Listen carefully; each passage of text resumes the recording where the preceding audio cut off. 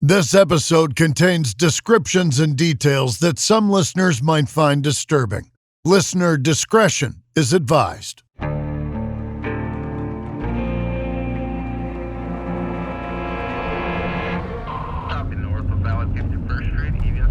It's just before 9 p.m. on October 23, 1989. Evan Richmond is driving through Boston streets, listening to his police scanner. A few minutes ago, the scanner was full of chatter as officers reported their locations around the city. They were trying to find something, a crime scene by the sounds of it. Now he's doing the same. Evan's in his early 20s, working his first big job out of college as the late shift photographer for the Boston Herald. He hasn't been on the job long, but he already knows that he has to move quickly at times like this. If he wants to capture the news as it happens, he can't dawdle. So when an ambulance turns on its siren and speeds past him, Evan lays on the gas to follow it. A few turns later, he's pulling into a street lit up by the red and blue lights of patrol cars.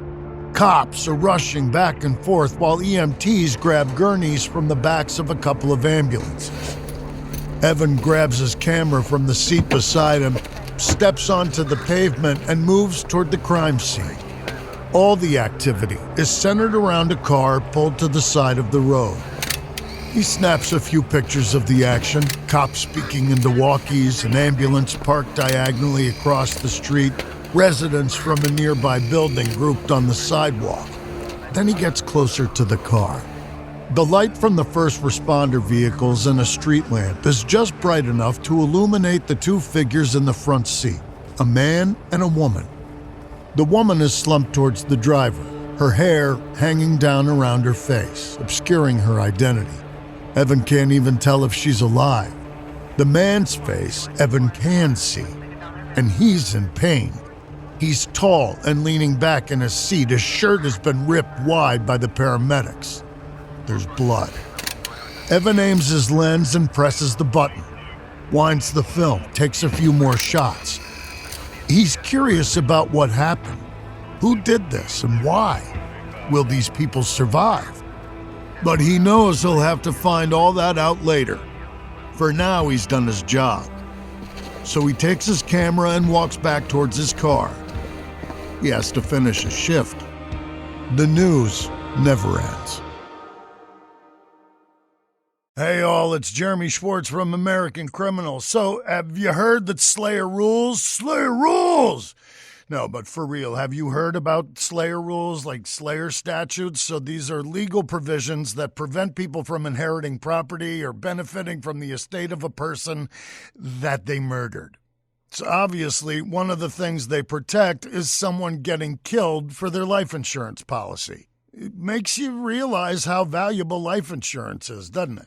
It's good to know that at least my life insurance policy isn't a reason to kill me, although who knows, a lot of people are eyeballing me lately. Plus, it only costs about the same as one of your streaming services each month. And that is thanks to SelectQuote. If you're new to life insurance, you're not alone. Now, thankfully, you got SelectQuote. For over 40 years, SelectQuote's helped get more than 2 million Americans understanding their options and getting the coverage they need. Over $700 billion in coverage and counting. As a broker, their mission is simple: to find you the right insurance policy at the best price. SelectQuote makes it simple because they take the guesswork out of finding the right life insurance policy. You don't have to sort through dozens of confusing options on your own. Instead, one of their licensed agents is going to find you the right policy at the right price, comparing plans from trusted, top-rated insurance companies to find the policy that fits your health, your lifestyle, and your budget. And they work for you for free.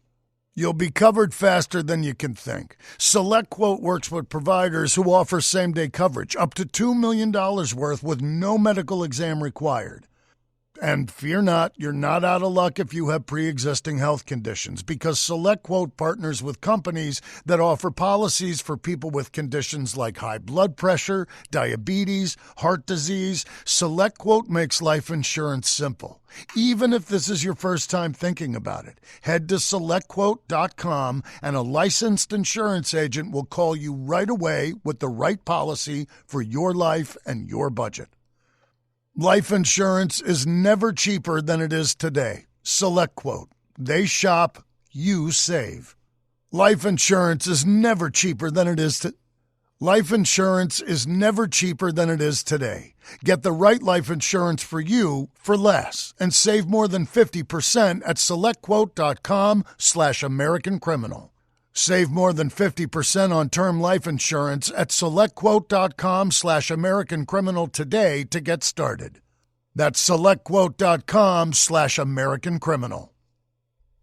A thoughtfully built wardrobe comes down to pieces that mix well and last, right? That's where Quince shines. Premium fabrics, considered design, and everyday essentials that feel effortless to wear and are dependable. Quince has the everyday essentials I love with quality that lasts. Lightweight cashmere sweaters, short-sleeve Mongolian cashmere polos, and the most important for me, because I'm in Texas and it's already hot, linen bottoms, shorts, tees in 100% Pima cotton, and European jersey linen. These are the versatile pieces that make a wardrobe work season to season. Their clothing is rated 4.5 to 5 stars by thousands of people wearing it every day. And they only partner with factories that meet rigorous standards for craftsmanship and ethical production. Right now, go to quince.com/American Criminal for free shipping and 365-day returns. That's a full year to build your wardrobe and love it. And you will. Now available in Canada, too. Don't keep settling for clothes that don't last. Go to QUINCE.com/American Criminal for free shipping and 365-day returns. Quince.com/American Criminal.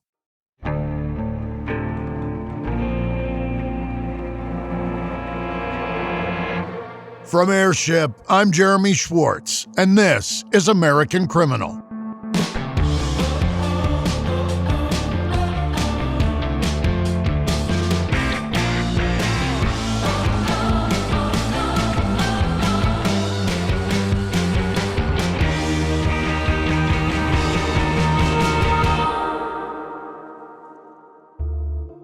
In 1974, federal Judge W. Arthur Garrity Jr. found that Boston's school system was in violation of the Supreme Court's 1954 decision in Brown v. Education. In other words, the city schools were illegally segregated. So Judge Garrity ordered that black students be bused to white schools and white students be bused to black schools. And Boston? It didn't react well to this news. Mobs of white parents lined up to hurl rocks and abuse at the buses carrying black students into their neighborhoods. Then, they attacked the police sent to protect the students. Less violent community members organized marches instead, but the message was the same. We don't want this. The anger wasn't restricted to people outside the schools, though. When a black student stabbed a white kid, white community members left their places of work to descend on the school. The cops had to bring in decoy buses to distract the mob while the black kids snuck out of the school's back entrance. In short, it was a turbulent, scary time. Low-income families felt like they were unfairly targeted in the scheme. Black students were scared for their safety, and the city itself was divided by the issue.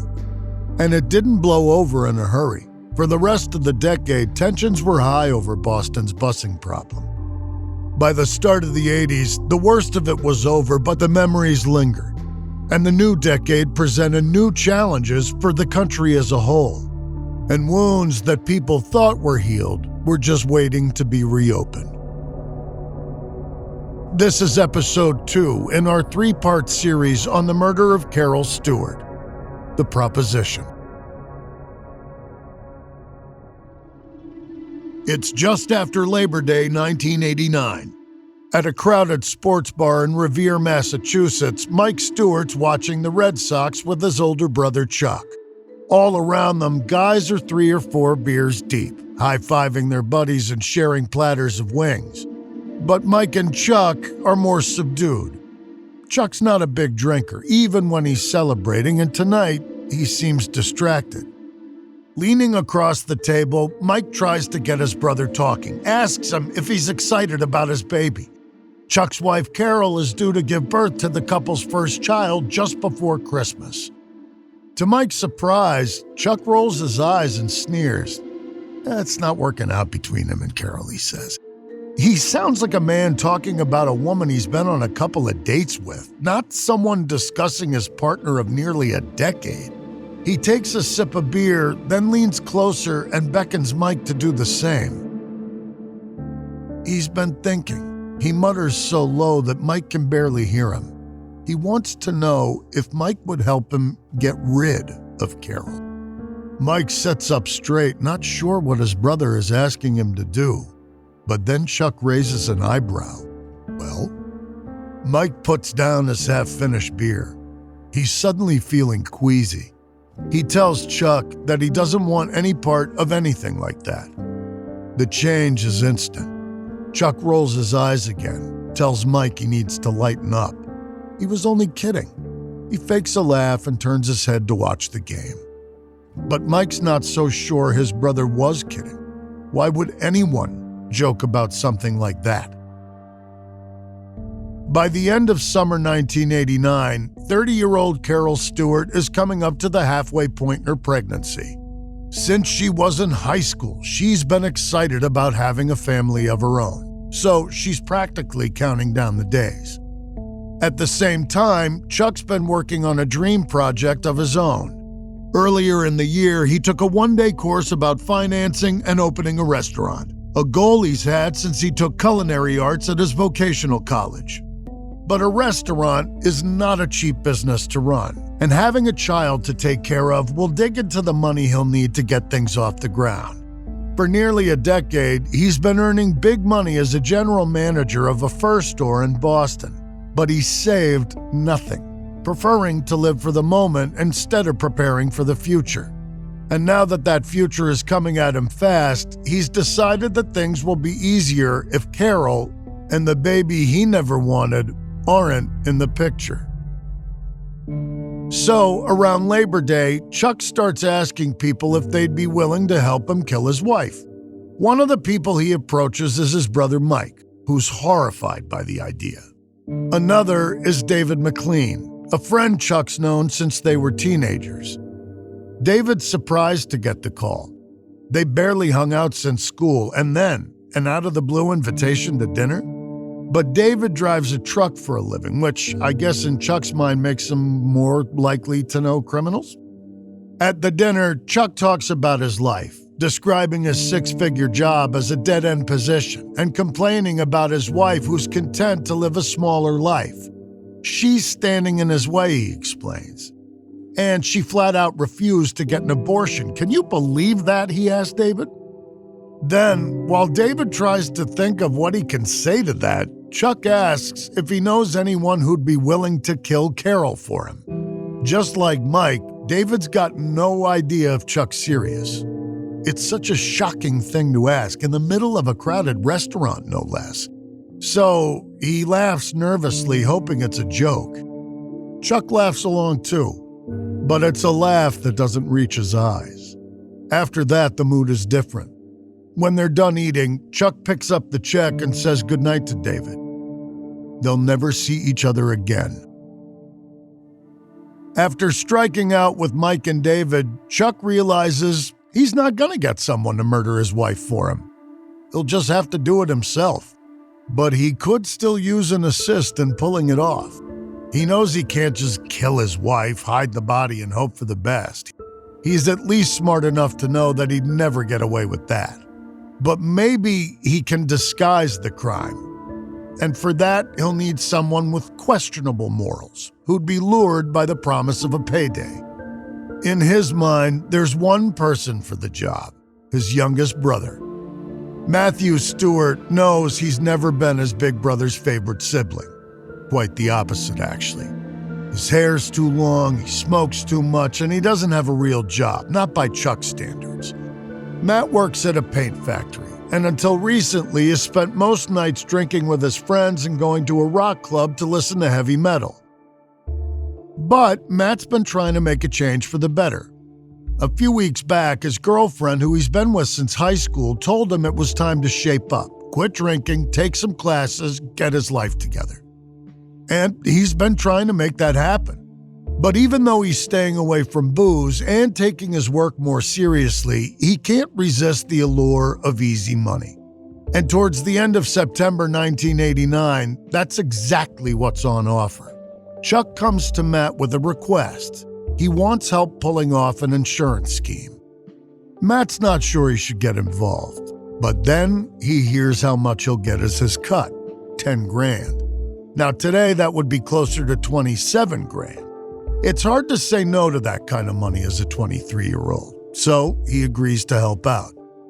The plan is this. Chuck says he's going to hide a bag of jewelry in his basement. Then Matt'll break in while Chuck and Carol are out, grab the bag, then split.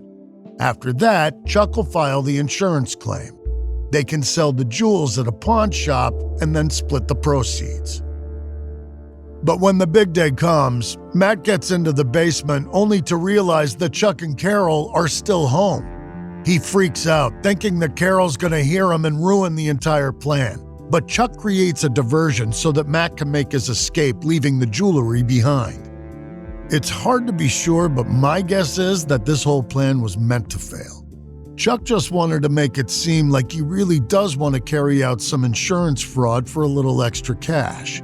Having the first version of this scheme go wrong might have been his way of selling it to his brother.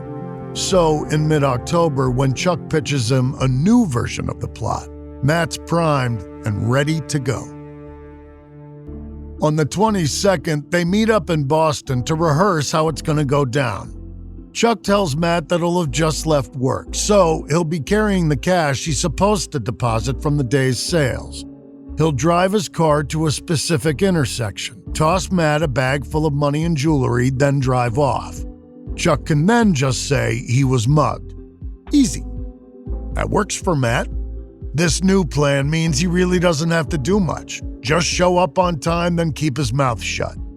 It'll be the easiest money he's ever made.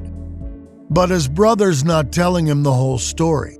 So Matt Stewart's got no idea that he's about to help his brother cover up a murder. It's just before 6 p.m. on October 23rd. Chuck Stewart is the last one in the Caucus Furs showroom. He sent his colleagues home ahead of him, telling them he'd be fine to close up alone. Now, he opens the safe in his office and reaches deep in the back. His hand closes around something hard, cold, metallic. He pulls it out into the light, a snub-nosed .38 revolver. Years ago, the store's owners bought the gun to fulfill an insurance requirement for a fashion show. It's sat in the safe beside Chuck's desk ever since, as have the 3 bullets in their box. Now, he's counting on his bosses to never notice the gun is gone.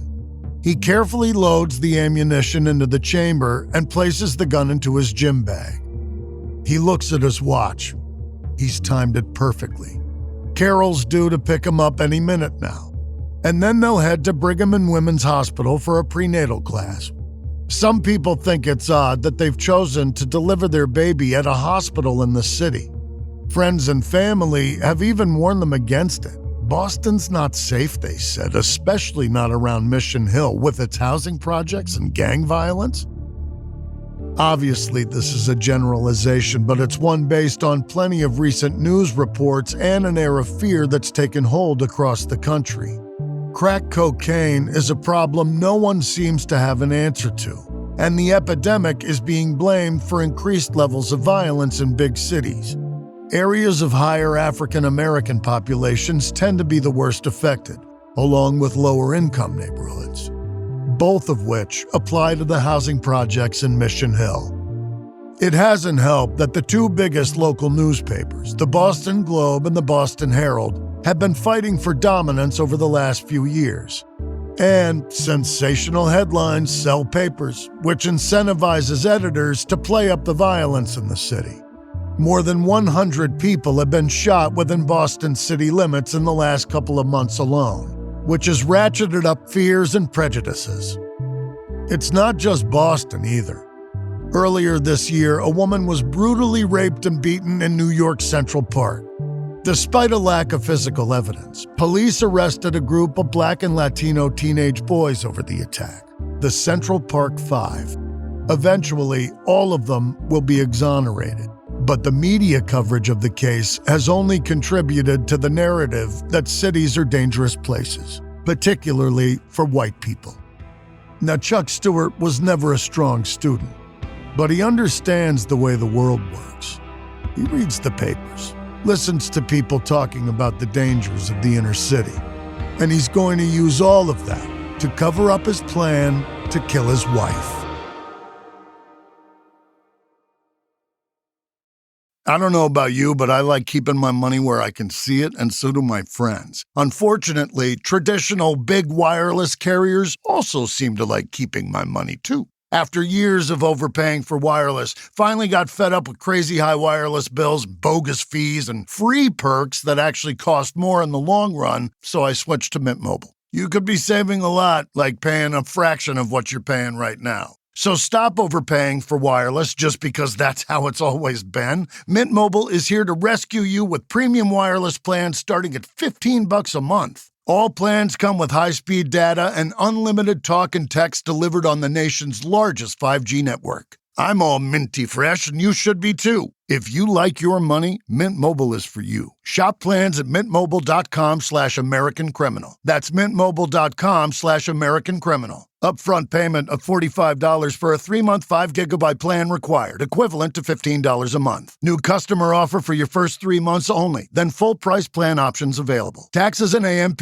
Fees extra. See Mint Mobile for details. This is your fix. I am your host, Stassi Schroeder. Welcome to Tell Me Lies, the official podcast. What's the most unhinged thing of season 3? Steven, because he's so evil. I do think he is misunderstood. You see everyone face consequences. It's intoxicating. The writers just know how to trick you. There's always a twist in this show. Tell Me Lies, the official podcast, January 6th, and stream the new season of Tell Me Lies, January 13th on Hulu and Hulu on Disney+. Is this on? Season 3 of Proof, Murder at the Bike Shop is available now, wherever you get your podcasts. I'm scared to be sitting here in this damn chair talking about this shit. This is a guy confessing a murder to her, and she has no idea what day it happened. Everything I tell you is the truth. I hope I don't bring a ton of shit down on me. Listen to Season 3 of Proof now, wherever you get your podcasts. There was evidence in the house, and they would not listen to me. It's not me. I didn't do it.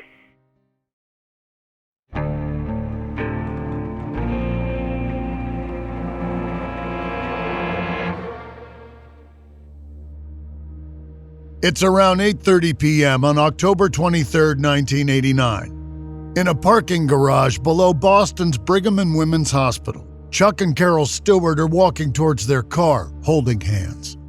As she waits for Chuck to unlock the doors, Carol turns to wave to another couple from their birthing class. She's only about 2 months from her due date now, and she's so excited to become a mom, to be friends with other moms. But at this very moment, Carol's mostly looking forward to getting home. It was a long day at work, and they still need to have dinner. So she's happy to sit in the passenger seat and let Chuck navigate the city traffic. She puts her head back and dozes, feeling the gentle sway of the car as they glide along the streets and around corners. But Carol notices they're taking a lot more turns than she'd expect if they're just going to the interstate. When the car comes to a complete stop, she opens her eyes to see what's going on. She's surprised to see they're on a dark, quiet street with tall apartment buildings rising around them. Chuck puts the car in park and reaches into the back where Carol can hear him rooting around in his gym bag. She asks him why they've stopped, and he tells her he just needs to grab something. Carol can't think what could be so important that he had to stop now, had to stop here in Mission Hill. She knows that the media often blows things out of proportion, but this is still an unfamiliar neighborhood, and it's dark out. She's got no idea that the danger isn't outside the car, but in. At the start of this series, you heard Chuck Stewart's version of what happened on October 23rd, but that wasn't the truth. This is the truth, or at least as close as anyone can be sure of. In that quiet corner of Mission Hill, Carol scans the street in front of them. She doesn't see Chuck's hand close around the revolver he stole from the store. She doesn't notice him twisting around in his seat, or see him hold the barrel of the gun up to her head. Chuck takes a breath and squeezes the trigger. Moving quickly, he turns the gun around, pointing it up towards the ceiling. He fires again, the bullet punching a hole just above the driver's side visor. That hole in the ceiling is going to be part of Chuck's story. He's planning on saying the gunman tried to shoot him in the head too, but he dodged out of the way. Chuck can hear Carol dying beside him. If he had any spare ammunition, he'd use an extra to finish the job. But he has just one bullet left, and he has to be very careful about how he uses it. It's crucial to selling his story, as is the robbery part. Trying to ignore the sounds his wife is making, Chuck leans over and grabs her hand, pulls 2 glittering rings off her fingers, and places them on the dash. He puts his own watch beside them. Then he picks up the gun again. He aims it at his abdomen. He can feel his heart racing faster than it has all night. He doesn't like pain, fears it even, but it's unavoidable. He squeezes the trigger and feels the bullet rip through his insides. He was aiming for a wound that looked bad but that didn't do any lasting damage, but it hurts like hell all the same. Bullets will do that to a person. He looks down to see blood pooling on the seat beneath him. He struggles for breath, trying to wrap his mind around the pain radiating out of somewhere near his stomach. He wants to lie back, call out for help, but he can't. He has to meet his brother. Grunting with the exertion, he reaches down and picks Carol's Gucci purse up off the floor. He drops her rings and his watch inside, followed by the gun. He shifts the car into gear and pulls away from the curb. He drives slowly through Mission Hill until he arrives at the intersection of Parker and Station, where he can see Matthew waiting for him inside his own car. Chuck pulls up alongside Matt, easing towards the back window, which is rolled down just as they planned. Chuck grabs Carol's bag and tosses it onto Mark's back seat. Then, through gritted teeth, he tells his kid brother to get out of here. Once Matt's gone, Chuck picks up the bulky car phone from between the 2 front seats. At 8:43 p.m., he dials the number for the Massachusetts State Police. State Police Boston, recorded an emergency 510. My wife's been shot. I've been shot. Where is this, sir? I have no idea. I'm off. I've been coming from Tremont, Brigham and Women's Hospital. Hearing that, dispatchers get on the phone with the Boston PD to have them send police to Chuck and Carol's location. But Chuck is struggling to stay lucid. Where are you right now, sir? Can you indicate to me? No, I don't know. He made us go to an abandoned area. Okay, sir. Can you see out the windows? Can you tell me where you are, please? No. I don't know. I don't see any signs. Oh, God. Are you near Brigham and Women's Hospital? No, we went straight through. Are you in the city of Boston, though? Yes. Can you give me any indication where you might be? Any building? No. Okay, has your wife been shot as well? Yes. In the head. In the head? Yeah, I ducked down. Delirious from the pain of a self-inflicted gunshot wound, Chuck can't seem to work out where exactly he is. He says that he can't see anyone around him. Even when he drives for a couple of blocks, he's totally alone. Eventually, the dispatchers in the control room come up with a plan.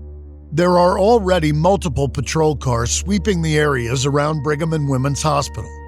One by one, they're told to turn their sirens on for a few seconds and then back off.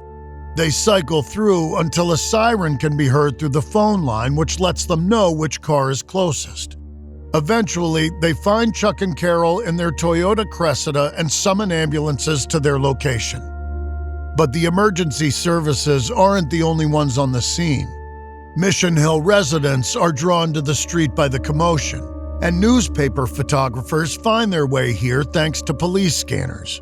One of them, Evan Richmond of the Boston Herald, is quick enough to snap a few harrowing shots of Chuck and Carol still inside the car, their forms illuminated by the pulsing light of emergency vehicles.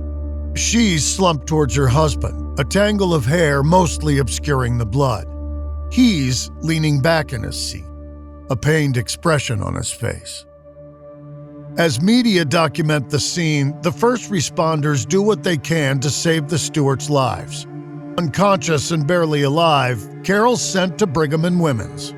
Chuck's loaded into the back of a separate ambulance, ready to bring him to Boston City Hospital. In the seconds before he's taken away, an officer asks him who did this. Chuck says that it was, quote, a black male. They need more details, so Chuck says the guy was wearing a black running suit with red stripes. Then the paramedics shut the ambulance doors. At Brigham and Women's, Carol is rushed into surgery so the doctors can deliver her baby by emergency cesarean section. But the child is about 2 months premature, and because Carol's body has been shutting down, the baby's been deprived of oxygen for at least 10 minutes. It's not looking good. 2 miles away, Chuck's being prepared for surgery on his own gunshot wound. As he's put under, he's got no idea if his wife is alive or dead, if his plan to get away with murder has worked, or if he'll even survive the night. North of the city, Matthew Stuart pulls up to the family home in Revere. He's barely been able to catch his breath the entire way home. He'd heard the wail of sirens in the distance a couple of minutes after he drove away from Chuck, but that sound wasn't as haunting as the sight of his brother's face, half hidden in shadow. Chuck looked like he was in pain, and his voice when he told Matt to leave, it was almost a gasp. Matt thought he could see a figure slumped in the seat beside Chuck, but it was too dark to be sure. Now, as he walks up the drive and through the front door, he wonders exactly what he's gotten himself into. He slips across the foyer and downstairs to his basement bedroom, locking the door behind him. He perches on the end of his bed, looking at the designer purse in his hand. It feels heavy, like there's more than jewelry in here. He wants to open it, but he's scared of his big brother, so he wonders if he should. After a couple of agonizing minutes, he can't resist. He undoes the clasp and peers into the leather bag. There's Carol's wallet, a pair of rings, and Chuck's watch. Beside them is a silver snub-nosed revolver. Matt nearly drops the purse in shock. This was supposed to be a simple fake robbery. Why would Chuck have needed a gun? As his mind whirs, Matt hears the phone ringing upstairs. A few seconds after someone answers it, the yelling starts. First his mother, then another of his brothers and a sister. Matthew rushes up to find out what's happened. They've had a call from Boston City Hospital, his sister tells him. Chuck and Carol have been shot. Matt feels ice slide down his back. He doesn't know what to say. So he just nods numbly when his mother asks him to stay home with his father. Charles Sr. has Parkinson's, and it's difficult for him to get in and out of the car. Within minutes, the house is quiet. Charles Sr. sits in his recliner in the living room waiting for news from the hospital. Matt, who's in a full-blown panic, sneaks into the kitchen and grabs the phone. He calls his best friend Jack McMahon to fill him in. Now, to his credit, Jack's a loyal friend, but both he and Matt make the wrong decision here. They decide that the best thing for them to do is to get rid of the evidence. So Jack picks Matt up and they drive out to Dizzy Bridge, a railway crossing that spans the Pines River. It's after midnight when they throw the gun into the dark, rushing water, followed by Carol's purse, which they hide in a trash bag weighted down with stones. Matt holds on to Carol's engagement ring, though. For sentimental reasons, maybe, or perhaps for leverage. It's all he can think to do right now. Meanwhile, at Brigham and Women's Hospital, Carol's parents tell the nurses that their daughter was planning on calling her son Christopher, since he was due to be born right around Christmas. While he's monitored in the neonatal ICU, his mother lingers for a few more hours. Then, Just before dawn, her life support is switched off, and Carol Stuart dies. She's the first victim of her husband's crime, but she won't be the last. Halliday presents, in the red corner, the undisputed, undefeated Weed Whacker Guy. Champion of hurling grass and pollen everywhere. And in the blue corner, the challenger, extra strength Halliday. Eye drops that work all day to prevent the release of histamines that cause itchy allergy eyes. And the winner by knockout is Halliday. Halliday, bring it on.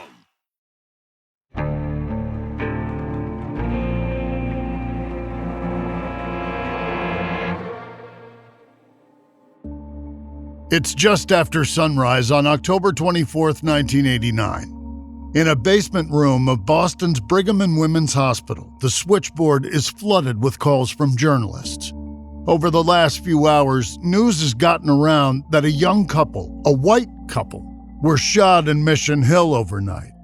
And the fact that the woman was pregnant has only increased interest from the media.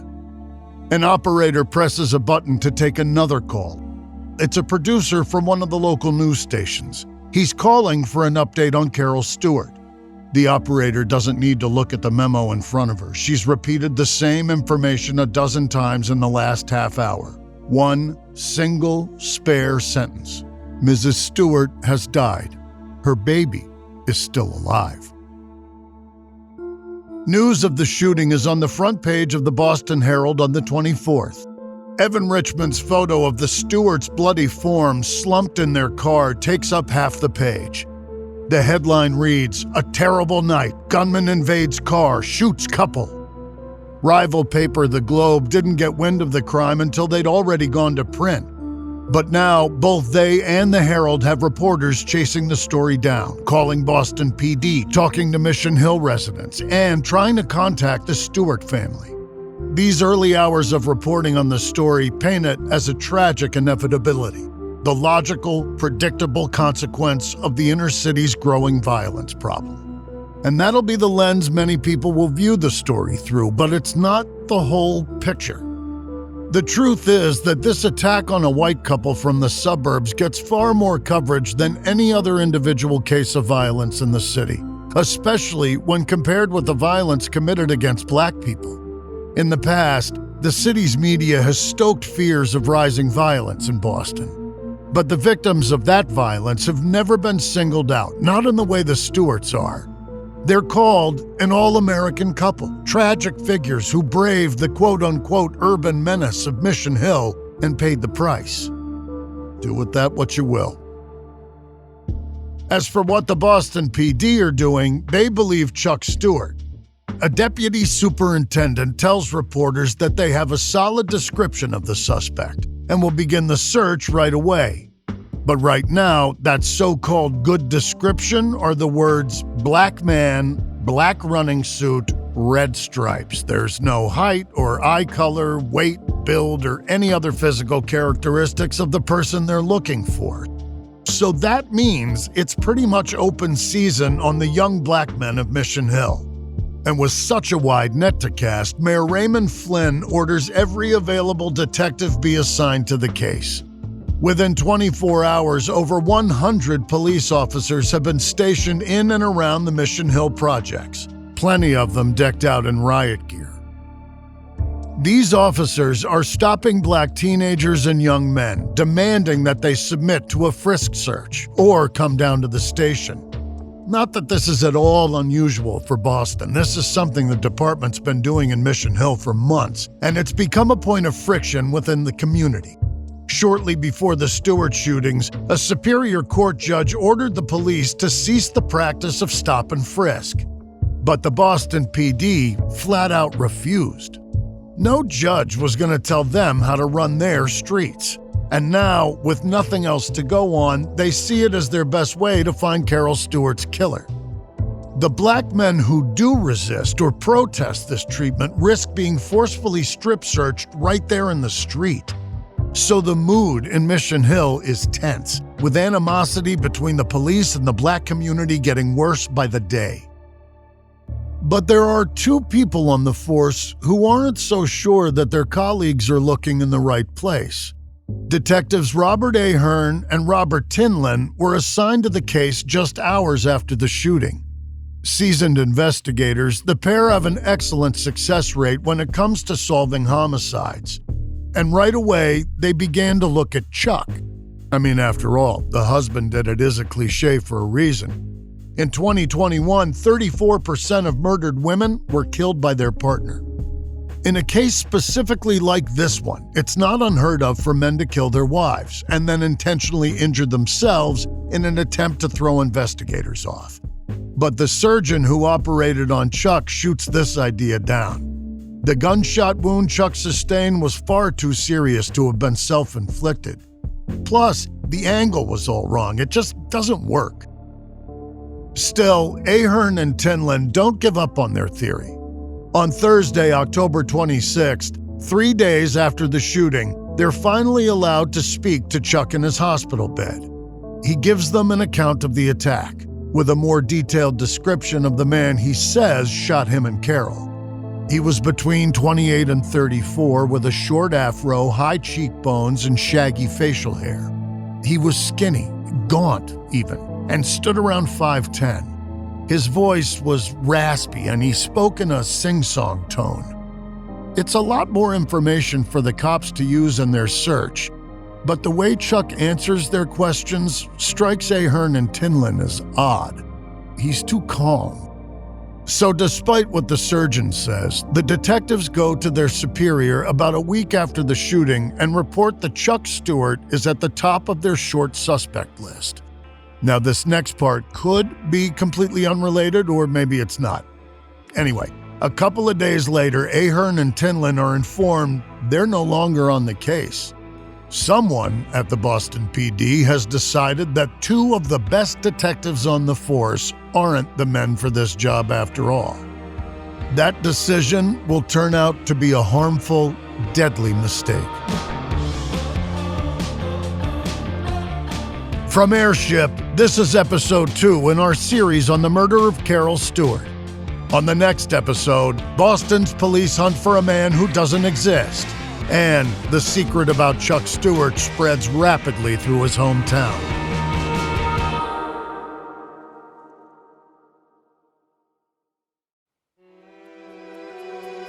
We use many different sources while preparing this episode. A couple we can recommend are Deadly Greed by Joe Sharkey, the television show Rescue 911, and reporting by the Boston Globe. This episode may contain reenactments or dramatized details, and while in some cases we can't know exactly what happened, all our dramatizations are based on historical research.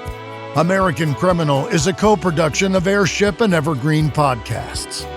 It's hosted, edited, and produced by me, Jeremy Schwartz. Audio editing and sound design by Sean Rule Hoffman. Music by Thrum. This episode is written and researched by Joel Callan. Managing producer Emily Burke. Executive producers are Joel Callan, William Simpson, and Lindsey Graham.